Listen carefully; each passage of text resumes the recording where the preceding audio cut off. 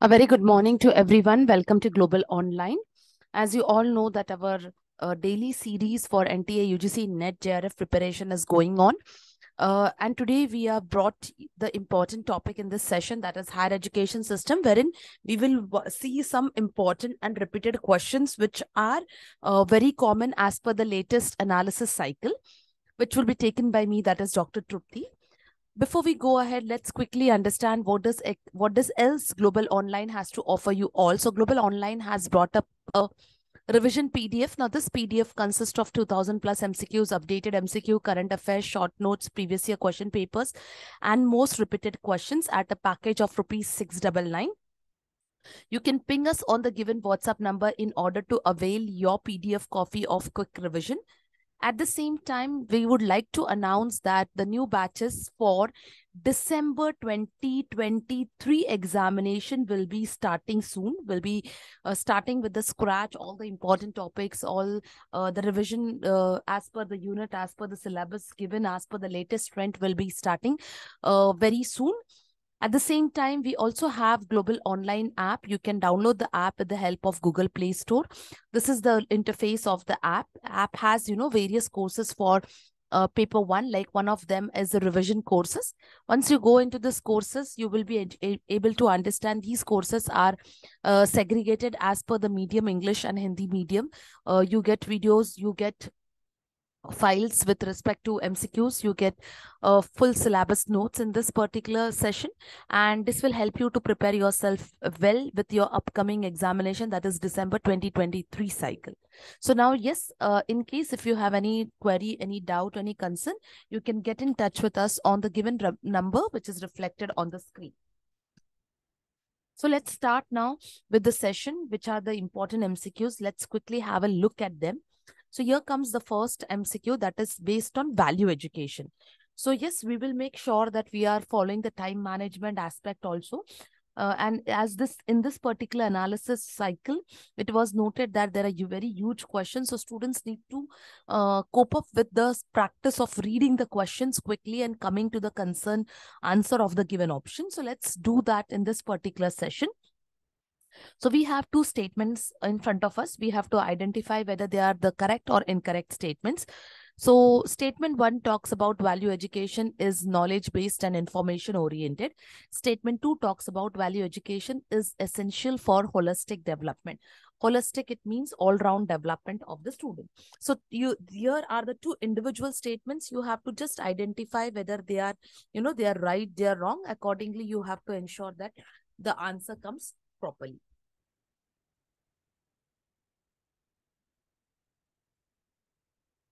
Yes, coming to the answer, that is value education is a knowledge-based and information-oriented. And we have that it is essential for holistic development. So let's see, yes. Statement 1 is incorrect, that value education is knowledge-based and information-oriented. It is not only knowledge-based and information-oriented. There are many aspects, there are many factors which are important, which are considered very much, essential.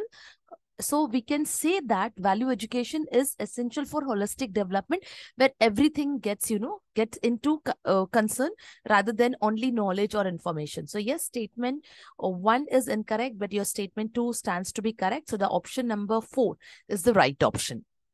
Okay, so yes, value education, when we talk about value education, only information based, no. Why? Because it is, as I said, it is responsible for everything. Okay, responsible for the success, perspective of understanding, building relationship, including knowledge and information. So rather than we can put up in the form of second sentence that value education includes everything, that is your personality, your physical, mental, emotional, spiritual well-being, everything gets counted. Now, question number 2. Now, as I said, these questions were also seen common, that is new education policy question. So we will see certain questions on that. As per UGC guidelines for multiple entry and exit in academic programs, the academic qualification level 6. Now what? So there are various levels which have given in new education policy. So what does level 6 talks about? that is BA or BSc honor degree, master's, diploma, or PG. So let's see what does level 6 qualification corresponds for. So level 6 qualification corresponds for diploma. Now, any student who is really not aware of these levels, so I have brought you certain, notes. So this you can just refer for your understanding. If your paper is scheduled tomorrow, you can just revise it very well and ensure that you are knowing about this properly. So we have various levels, that is 5, 6, 7, 8. Okay. Now we have level 5, that is undergraduate certificate, level 6 diploma, level 7 bachelor's, 3 years, or and level 8 bachelor's, that is 8 semesters, 4 years, which consist of last year into research, and level 8 postgraduate diploma for those who exit after the completion of first year of the masters. Okay. So you should be knowing these levels very well, the qualification titles very well. At the same time, you should be knowing the credit requirements. What are the credit requirements as per the level? Okay. Now, coming to next level, that is level 8 of postgraduate, where the student has exited after the successful completion of first year, that is 2 semesters of master program with the level that the credits. This is just repeated over here so that it will be easier for you to confirm. Level 9, one is master degree with 2 years, and level 9, one with master degree, that is with 4 years bachelor's, and level 10 consists of the doctoral program. So please remember, these can be the questions which are respected with level with reference to the level as per the new education policy. Now, coming to question number 3. So question number 3 talks about identifying the bodies or the organizations which regulate professional education in the country. So they have given certain organizations or certain bodies. You have to identify those which are bringing about professional education in the country. So Indian Council for Agricultural Research, Indian Council for Scientific and Industrial Research, National Council for Vocational and Educational Training, National Council for Teacher Education, and Council of Architecture. So we have to identify which bodies or organizations regulates professional education in the country. So we have to find out professional education is taken up by which of these bodies. So yes, the bodies which look after the professional education in the country are, that is Indian Council for Agriculture, that is your option number A. Then you have Council for Scientific and Industrial Research, that is, not option number B, that is option number C, National Council for Vocational Education and Training. I'll just clear the screen. There should be no confusion. That is option number A. Option number C, as we studied. Option number D, that is National Council for Teacher Education. And then we have Council of Architecture. So these are the bodies which basically regulate professional education. Now we have, okay, for professional educations, which are the professional councils. So these councils I have listed over here for your easy understanding. AICT, then you have National Council for Vocational Education and Training, Medical Council of India, Indian Council for Agricultural Research, National Council for Teacher Education, and Dental Council of India. So these are the bodies which are responsible for what? The bodies for professional councils. Now, yes. Then we have there were certain questions seen with respect to university establishment also. So I've taken up some questions based on that also. In ancient times, some of the prosperous civilizations which were strongly based, knowledge-based societies included what?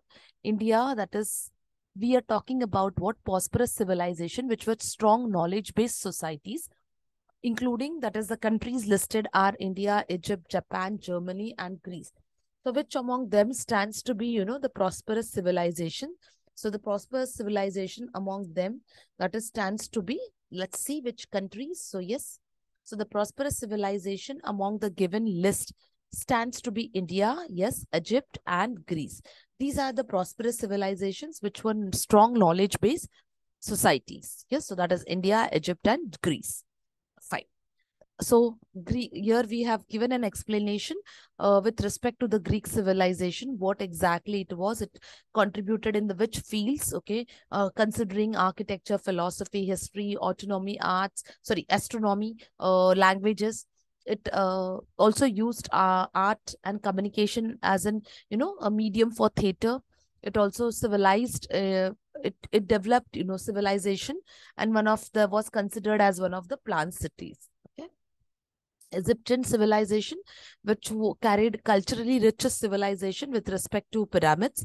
And yes, it was one of the intellectually evolved civilization. Yes. Now, okay, sorry, this question, yeah. Directly the answer came, it's okay, fine. During the British rule in India, which among the following is accredited with diverting the attention of young Indians from Western to Oriental education? So, which, yes, on Oriental education also you get questions, but here they are saying that who was the one who was responsible for diverting young minds from Western to Oriental education? So, that was Annie Besant. So, Macaulay, Dalhousie, Ferguson, or Annie Besant. So, Annie Besant was the one who has successfully helped in diverting the attention of the young Indians from Western to Oriental education. Next, who was responsible for beginning of English education in India? So from the given list, who was the one who was responsible for initiating or beginning the education of English in India? Whether it was Lord Curzon, whether it was Lord Dalhousie, whether it was William Bentinck, or whether it was Macaulay. So who was the one who was responsible for beginning of English education among the following? So it was Macaulay who was responsible for initiating the education in English in India. Then we, yes, so we have given the details with respect to what? With respect to Macaulay's recommendations, which talked about Arabic and Sanskrit books, which also indicated what? Which also indicated the memorandum with respect to English education. Okay. Now, coming to the Chinese scholars, Ivan Qing and Zhang, Yuan Zhang visited ancient Nalanda University during which century? So here the Chinese scholars had visited in Nalanda University during which centuries? So we have to identify the right centuries, whether 5th century, 7th century, 10th century, or 12th century.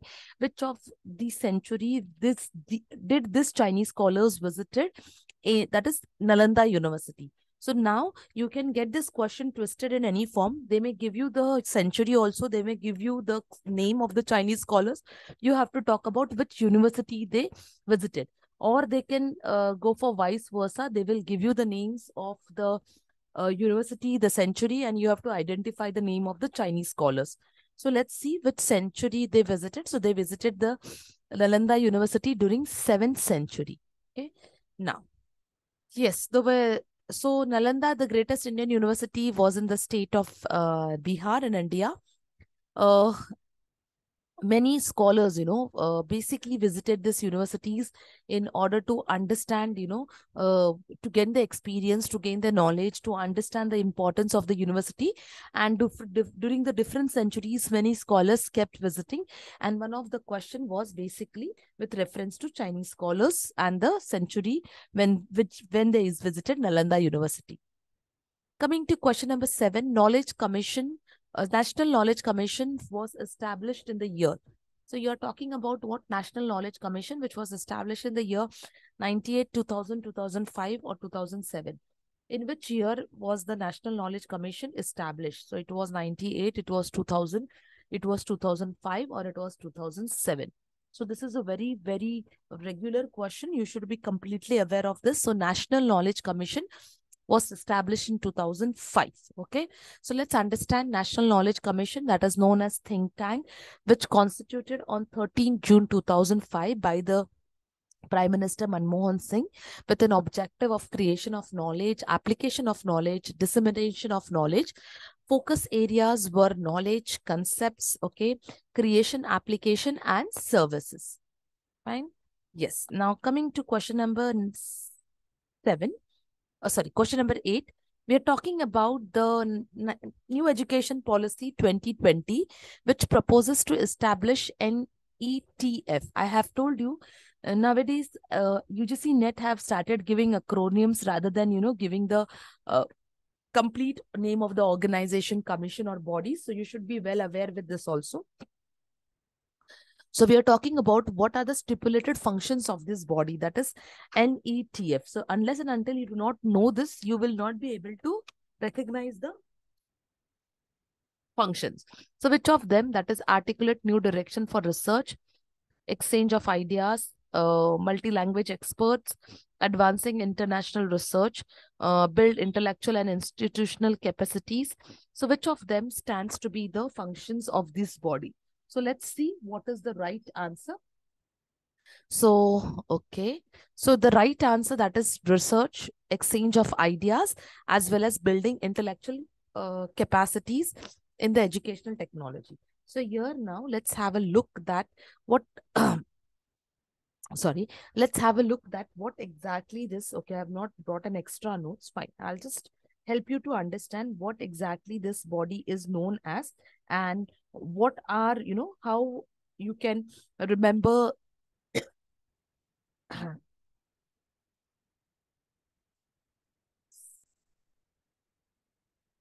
so what exactly it means and how you can remember those. So when we talk about NETF, it indicates what National Educational Technology Forum. So National Education Technology Forum is basically a platform which is created for the exchange of technology in order to understand the learning, assessment, planning, administration for better education. So this was proposed in National New Education Policy 2020, and these are the functions which definitely talk about research, exchange of information, exchange of ideas with respect to the use of technology and intellectual and institutional capacities in educational technology. Okay. Now, coming to the main objectives of curriculum. So very easy question. Such questions, regularly curriculum based one or two topics are given by NTA examination. So let's see what it is talking about.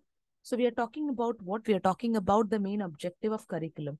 Now, if you see or if you look at the options given below are overall development. It is talking about, to pass in any examination, to learn the content, to score marks and to get minimum marks in examination. So from the given list, which indicates the objectives of curriculum. Sorry. So yes, when we talk about curriculum, which objective basically indicates is all-round development or a complete development of the students. Now, coming to question number, yes, before we look at, yes, as we all know that objectives of curriculum, it's not only, focusing on one of the aspect, but yes, it takes into consideration all the domains very well. That is your cognitive, your affective, as well as your psychomotor domain, which is important during teaching, learning, evaluation, assessment, all these factors, these domains are very important. Now, coming to next is statements. We have two statements that is based on LMS. One is that LMS is to provide a virtual environment for teachers and students, and it is used for blended learning as well as online learning. So now see, this is the statement question. You have to just identify which of the statements are right. Okay, which statement stands to be right, whether statement number 1 or statement number 2. So let's see which statement indicates that it is a right statement. So you have the time to go through this and you can answer the question very well. So let's see. So when we are talking about both the statements, yes, statement number 1, where we talk that LMS is used to provide virtual environment for teachers as well as students, very true. And LMS can be used for blended learning as well as for online learning. So for both the reasons, I mean to say both the statement givens are right. That is statement number 1 as well as statement number 2. So LMS is a platform, a software platform, which delivers courses and with respect to virtual environment for teachers and students, which facilitates communication, collaboration between teacher and students. And definitely it is a cloud-based platform. Some of the examples, extremely sorry, some of the examples are given. You can just list. So you can even get, to identify the LMS examples. You should be knowing about it very well. Now, what is this LMS consist of? It consists of learning. Okay, it consists of management and it consists of system. That is managing everything that is with respect to learning and development. Now, Coming to next question, now it is an assertion and reasoning question. So whatever statement is given under assertion, you have to see that the assertion statement is basically, right as per the reason. So let's see what is the statement all about. So the statement is talking about what? The statement is talking about NAC assesses and accredits only those institutions of higher learning that have either completed 6 years of establishment or have produced 2 batches of graduates. IQAC, that is Internal Quality Assurance Committee or cell, helps to find out new courses to start and recruit teachers. So you need to identify from the given statements which statement stands to be true, which statement stands to be right. So yes, from the given statement, your assertion is true and your reason is false. That IQAC helps to find out new courses to start and recruit teachers. No, definitely IQAC has to play an important role in quality assurance rather than, coming up with new courses. Now talking about, yes. Next question, that is commission. The question is based on commission. When was Kothari Commission appointed by the Government of India to look into education sector?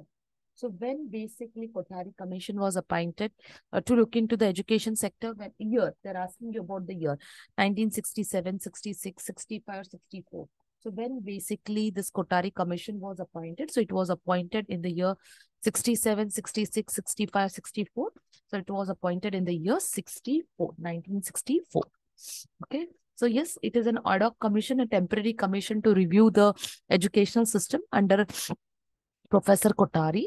The basic objective was to review the educational system, to determine efforts at educational reconstruction, to design the patterns and policies with respect to the suggestion from Government of India. Okay, question number 13 talks about again assertion and reasoning question. The aim of education in ancient India was not just acquisition, but also preparation of life. Okay, and the reason they have given is ancient education laid emphasis on a complete realization and liberalization of self. So what exactly it indicates? Okay, so it indicates that yes, the given statement, that is your assertion, is right. And the explanation, that is in ancient India, emphasizes were laid on complete realization, that is holistic development and liberalization of self. And hence, the aim of education was preparation of life and not just knowledge. So yes, sorry. So both the statements, that is the assertion and the reason, are right. And the reason given is also the correct explanation. Right? So yes, there are 7 aims of education as per ancient India, which you definitely get some question based on ancient India. So let's see. That is inculcating religiousness and basically inculcating religiousness, formation of character, personality to be respected, development of personality, emphasis of social duties, preservation of heritage, okay, ensuring social efficiency and effectiveness, that is in the form of happiness, are the main aim of ancient education. So yes, all the students who are preparing for the examination now as well as in the coming cycle, that is December 2023. And if you're looking for a study material for paper 2, the study material for the following subjects are available with us. You can see the subjects on the screen with respect to your paper 2 subject. We have MCQs and notes available for these subjects. We have given you the WhatsApp number in order to get in touch with us, in order to avail your copy. Right now, we have a 20% off. So the fees is 1280. Originally, the cost of the fees is 1600. But right now, you can avail this discount in order to prepare yourself well for your paper 2 also. And yes, thank you for the day. So tomorrow, based on analysis of today's paper, we'll again see what are the questions which we have to be repeating before the examination. So tomorrow we will have a lecture on some new topic which are important as per the latest analysis cycle. And yes, we will see, we'll conduct the session tomorrow. All the best to all the students who have their examinations today or tomorrow in the morning shift. Do well. Make sure that you are having full concentration, alertness, and make sure that you are attempting the paper with an aim to crack the same. Thank you, everyone. Have a good day ahead.